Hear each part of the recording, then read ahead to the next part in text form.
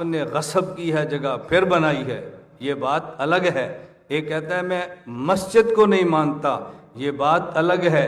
जो नफ्स से मस्जिद का इनकार करे उसका हुक्म अलग है।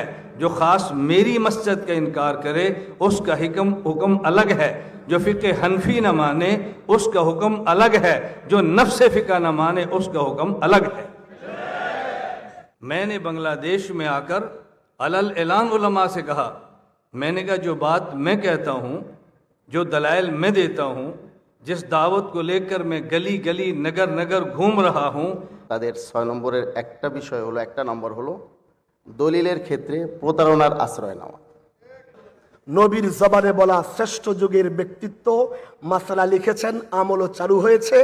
এখনই 54, 52, 60, 65 বছর পরে কোনো ব্যক্তি আসলে তার কাছে মাঝখানের ব্যক্তি আসার কারণে ওই হাদিস যদি জয়ীফ হয়ে যায়, দুর্বল হয়ে যায়, আগে থেকে যারা আমল শুরু করেছে তাদের কাছে কি হাদিস জয়ীফ? বলেন বলেন। হ্যাঁ, যদি ইমাম আবু হানিফার জামানার কোনো রাবীকে দুর্বল বলার কারণে আপনি হাদিস জয়ীফ বলতে পারেন, তাহলে ফিকহে হানাফির হাদিস জয়ীফ হবে।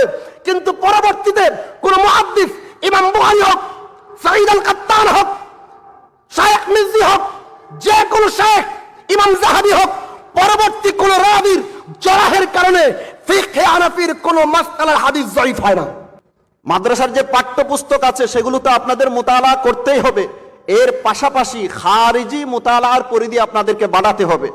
যে কোনো সময় বাতিল ফেরকা মাথা ছড়া দিয়ে উঠবে, আপনাদেরকে দাঁত ভাঙ্গা নয় মাড়ি ভাঙ্গা জবাব দিতে হবে।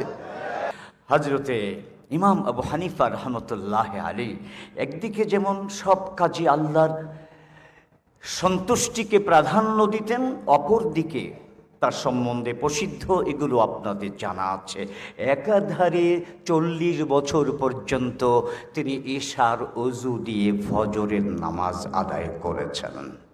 কিতাব আছে আলামুল হাদিস, বুখারী শরীফের ব্যাখ্যা গ্রন্থ, 3 নম্বর খণ্ডে এই সম্পর্কে তিনি আলোচনা করেছেন যে লিকিয়ামিদ দালিলি আলা আন্নাহু লাইসা বিযি সূরাতিন সুবহানাহু লাইসা কামিসলিহি শাই।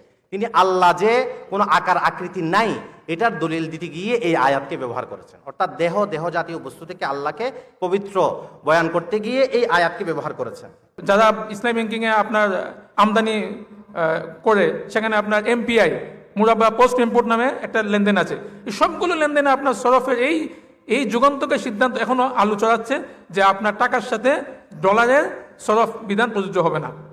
तू मेरे हाथ पर हाथ रख के मुझसे ये मुतालबा कर ले, मैं अभी तुझे दिखा सकता हूं कि मिर्जा कादियानी जहन्नम में जल रहा है। এভাবে সকল আম্বিয়া আলাইহিস সালাতু ওয়াস সালাম, সর্বশেষ রাসূলুল্লাহ সাল্লাল্লাহু আলাইহি ওয়াসাল্লাম যাদেরকে দাওয়াত দিয়েছেন, আবু বকর রাদিয়াল্লাহু তাআলা আনহু হওয়ার আগে ওনারা অমুসলিম ছিলেন, নবীজির দাওয়াত পেয়ে মুসলমান হয়েছেন, এরপর রাদিয়াল্লাহু তাআলা হয়েছেন। তো অমুসলিমদের মাঝে দাওয়াত দেওয়া শুধু নবীওয়ালা কাজ নয়, এটা আম্বিয়াওয়ালা কাজ। আমাদের অনেক দায়িত্ব আছে। ইমাম আবু হানিফা রহমতুল্লাহ আলাইহির, আমরা হানাফি মাযহাবের মানুষ, আমাদের ইমামের সঠিক অবস্থানটা মানুষের সামনে পেশ করাটা আমাদের দায়িত্ব। তো আবু হানিফা রাহমাতুল্লাহ এই কথাটাই বলছেন যে আল্লাহ তাআলা স্থান সৃষ্টির পূর্বে কোথায় ছিলেন। তুমি যদি এই কথা বলো যে আল্লাহ তাআলা আরশে আছেন, তো আরশ তো মাখলুক, যে এই সত্তা আরশে থাকতে পারে সেই সত্তা আরশ সৃষ্টির পূর্বে তিনি তাহলে কোথায় ছিলেন? কারণ এই যে আমি বললাম আপনাকে যে আমি হচ্ছে এমন একজন মানুষ যে আমার সাথে স্থান সব সময় থাকতে হবে। আপনি স্থানের বাইরে কখনো যেতে পারবো না। আমরা মায়ের গর্ভে যখন ছিলাম তখনও স্থানে ছিলাম, এখনো স্থানে আছি, মরার পরও আমরা স্থানে থাকবো। কিন্তু আল্লাহ তাআলা এমন এক জাত যিনি মাকানের স্রষ্টা, সুতরাং তিনি মাকানের মধ্যে থাকবেন, এটা অসম্ভব। এটা হচ্ছে কি অসম্ভব।